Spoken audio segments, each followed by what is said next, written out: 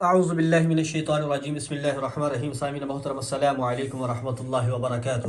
امید کرتا ہوں کہ آپ ایمان اور صحت کی بہترین حالت میں ہوں گے۔ اللہ تعالیٰ آپ کی جانوں کی، آپ کے مال کی حفاظت فرمائے۔ سامعین محترم، اس وقت میں جو آپ کے سامنے یہ جو ویڈیو لے کے آیا ہوں کہ ہمارے معاشرے کا جو اس وقت سب سے بڑا ناسور بن چکا ہے وہ ہے بلیک میجک، کالا جادو۔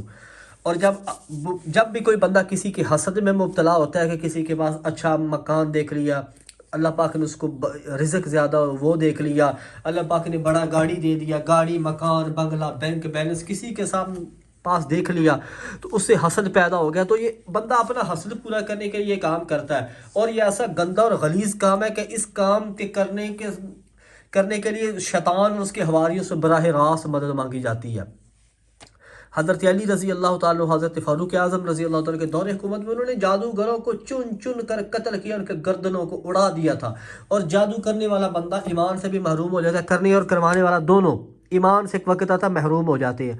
اور بعض لوگوں کا کہنا ہے کہ کالے علم کا جو توڑ ہے، کالے جادو کا توڑ ہے، وہ کالے علم کے ذریعے کیا جا سکتا ہے، جو کہ بالکل غلط ہے اور یہ ضعیف العقیدہ ہونے کی نشانی ہے۔ اور عقیدے کا ضعیف ہونا بعض اوقات ایسا بھی ہوتا ہے کہ انسان نعوذ باللہ من ذالک کا دار اسلام سے بھی خارج ہو جاتا ہے۔ جو بندہ ضعف الاعتقاد ہوتا ہے، عقیدے کا کمزور ہوتا ہے، کہ یعنی کہ اگر کسی نے کالے جادو کا آپ کے اوپر عمل کیا تو اس کا توڑ بھی کالے جادو سے ہوگا، یہ غلط ہے۔ اس کا مطلب تو یہ ہوا نعوذ باللہ کہ اللہ کے کلام میں جو کوئی پاور نہ ہوئی کہ اگر وہ کالے علم کو نہ توڑ سکتا ہو۔ آج میں جو آپ کے لیے عمل لے کے آیا ہوں، یا قہار ہوں، یہ اللہ تعالیٰ کا ایک ایسا اسم میں مبارک ہے کہ پرانے سے پرانا اور سخت قسم جادو بھی اس سے ٹوٹ جاتا ہے۔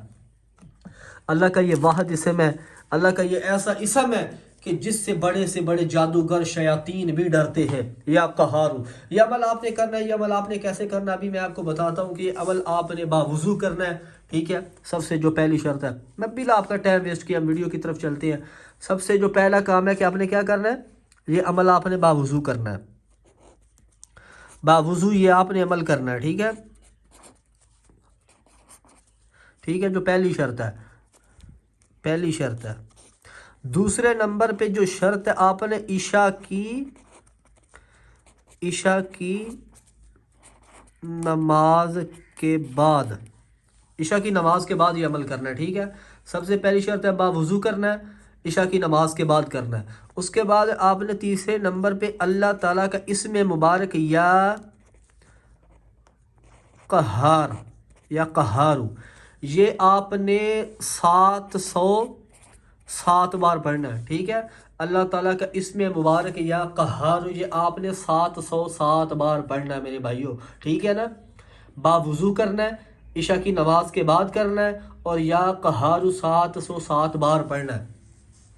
چوتھے نمبر پہ آپ نے درود شریف پڑھنا ہے، ٹھیک ہے، درود شریف اول آخر۔ کتنی بار آپ نے پڑھنا ہے؟ درود شریف اول آخر آپ نے پڑھنا ہے جناب جی 11 بار، ٹھیک ہے،